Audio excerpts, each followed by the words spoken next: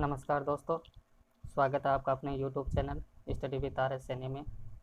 दोस्तों, आज के इस टॉपिक में हम बात करेंगे राजस्थान के दुर्गों से संबंधित 6 किलों के बारे में संक्षिप्त वर्णन करेंगे। जिसमें पहला हमारा रहेगा दोस्तों लोहागढ़ का भरतपुर, और जो भरतपुर में स्थित है।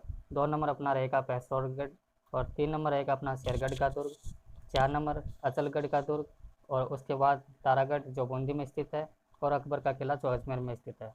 दोस्तों, मैं इससे पहले लास्ट वीडियो में आपको बताया था, इससे पहले मैंने जितने भी दुर्गों के बारे में मैंने चर्चा की थी उसके बारे में एक बार आप ओवरव्यू देख लीजिए।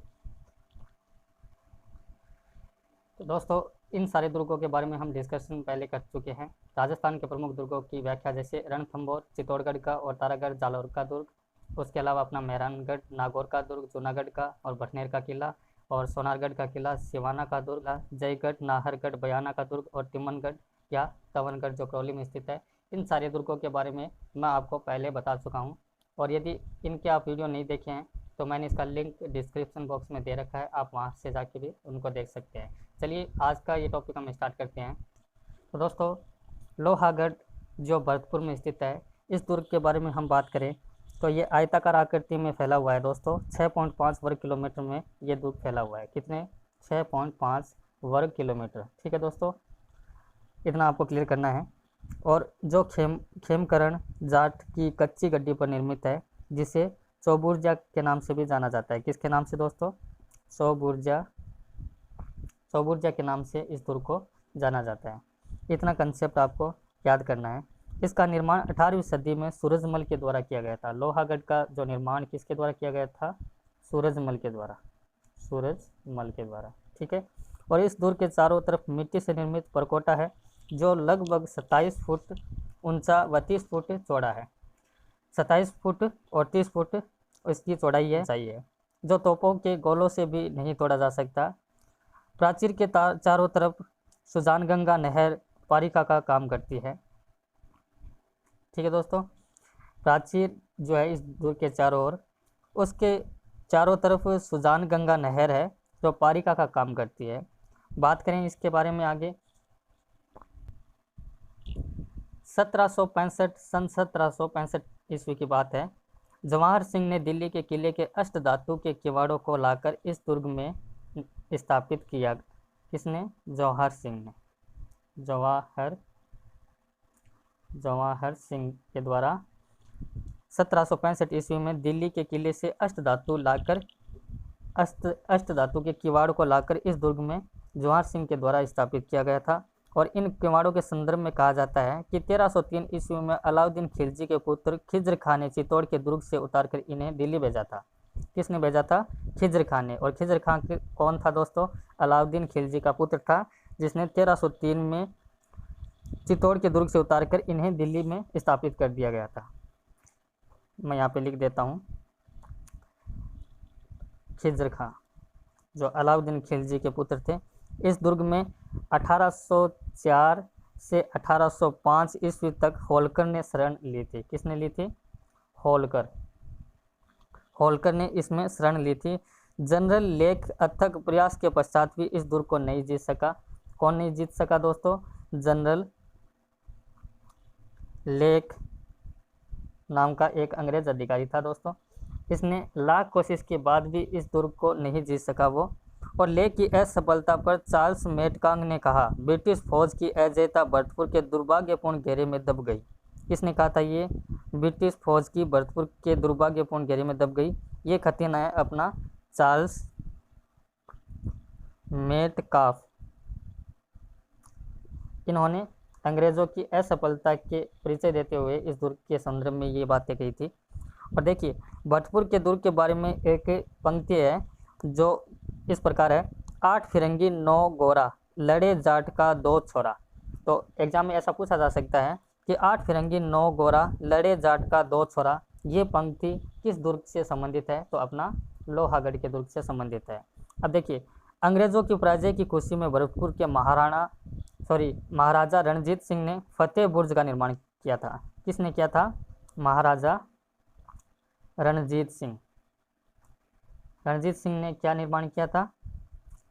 फतेह बुर्ज। जो लोहागढ़ में स्थित है। ठीक है, इस बुर्ज से फतेहपुर सीकरी का बुलंद दरवाज़ा भी धुंधला सा दिखाई देता है।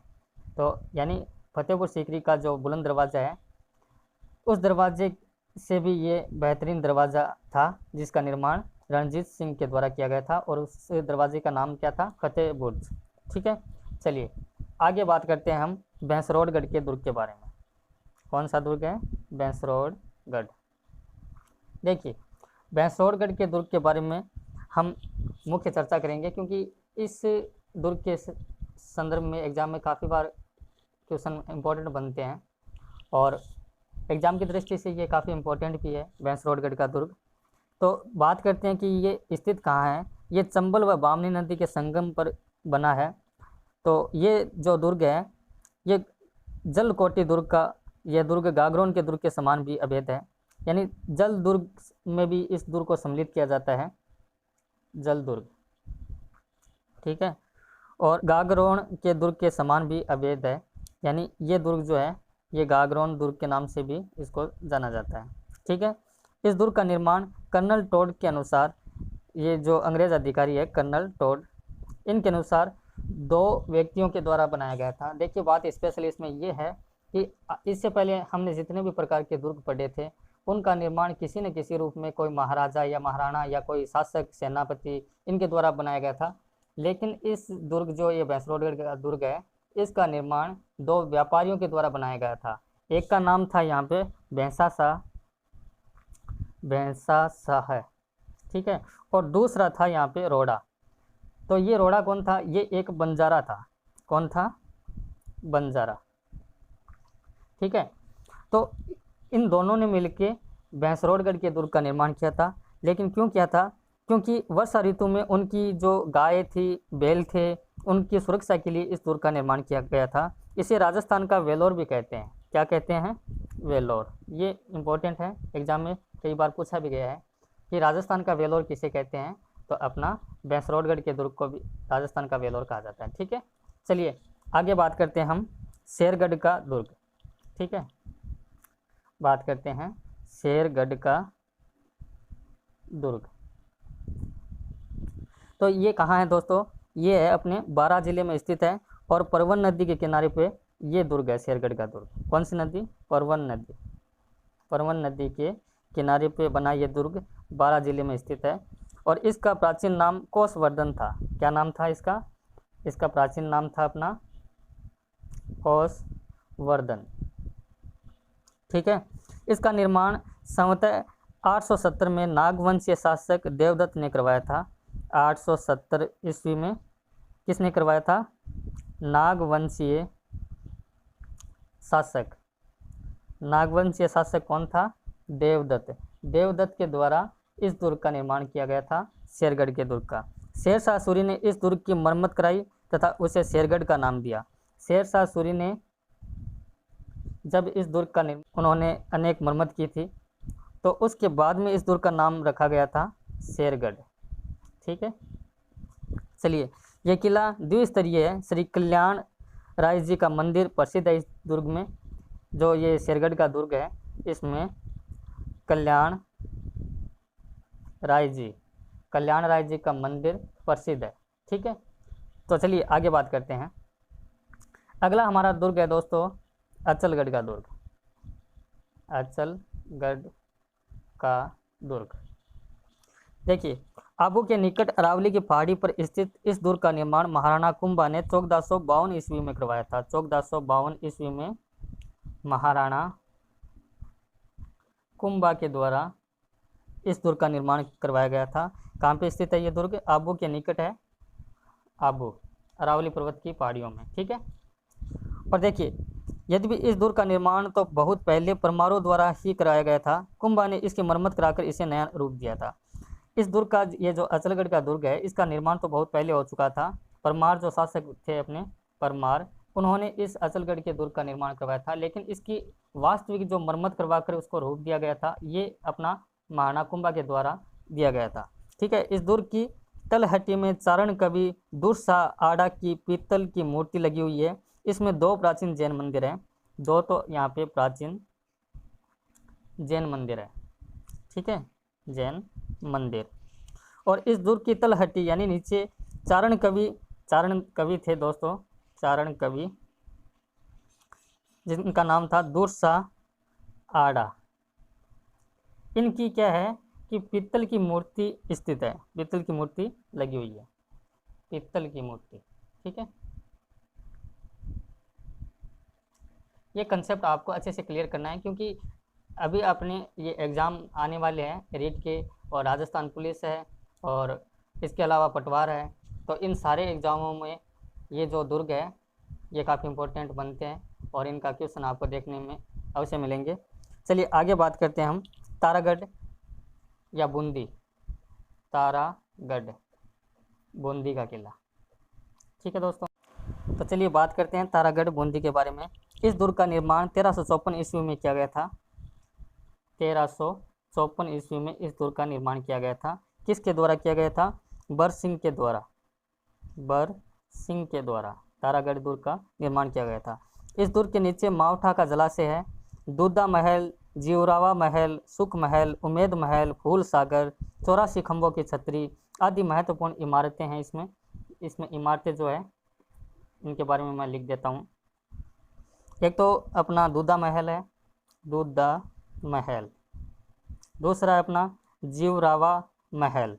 तीसरा अपना है सुख महल। चौथा है अपना उमेद महल और फूल सागर। इसके अलावा है 84 खंभों की छतरी, खंभों की छतरी। ये आदि प्रमुख इमारतें तारागढ़ किले में स्थित है। तारागढ़ के परकोटे में कोई बुर्ज नहीं है, इसके परकोटे में कोई बुर्ज नहीं है। क्वेश्चन एग्जाम में ऐसा पूछ लिया जाता है दोस्तों कि ऐसा कौन सा दुर्ग है जिसके परकोटे में कोई भी प्रकार का बुर्ज नहीं है, तो वह अपना तारागढ़ का किला है। ठीक है, यहाँ की शक्तिशाली तोप गर्भ गुंजन विशेष प्रसिद्ध रही है। एक शक्तिशाली तोप है दोस्तों जिसका नाम है गर्भ गुंजन, गर्भ गुंजन। ये आपको नाम अच्छे से याद रखना है। कर्नल टोर ने बूंदी के महलों को राजपूताने के श्रेष्ठ महलों में बताया गया है। कर्नल टोर जो अंग्रेज अधिकारी थे अपने यहाँ पे, उन्होंने श्रेष्ठ ये दुर्ग बताया है, तारागढ़ का दुर्ग। 1886 में ब्रिटिश साहित्यकार कीपलिंग ने बूंदी की यात्रा की तथा महलों की मुक्त कंठ प्रशंसा की। 1886 ईस्वी में ब्रिटिश अधिकारी थे कीपलिंग, उन्होंने बूंदी की यात्रा की और उन्होंने बूंदी की यात्रा करने के दौरान तारागढ़ के दुर्ग के बारे में प्रशंसा की है और इसकी महत्ता के बारे में समझाया उन्होंने। यहाँ की रानी जी की बावड़ी अति प्रसिद्ध है। एक बावड़ी है जिनका नाम है रानी जी। ठीक है, ये प्रसिद्ध है और जिसका निर्माण महाराजा अनिरुद्ध की रानी नाथावती के द्वारा करवाया गया था।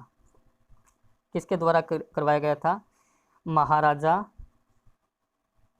अनिरुद्ध। महाराजा अनिरुद्ध की रानी थी एक, जिसका नाम था नाथावती जी। नाथावती जी के द्वारा इसमें एक रानी जी की बावड़ी है जो प्रसिद्ध है, उसका निर्माण करवाया गया था। और महाराणा अनिरुद्ध की रानी थी नाथावती जी, उनके द्वारा इस बावड़ी का निर्माण किया गया था। उस बावड़ी का नाम क्या था दोस्तों?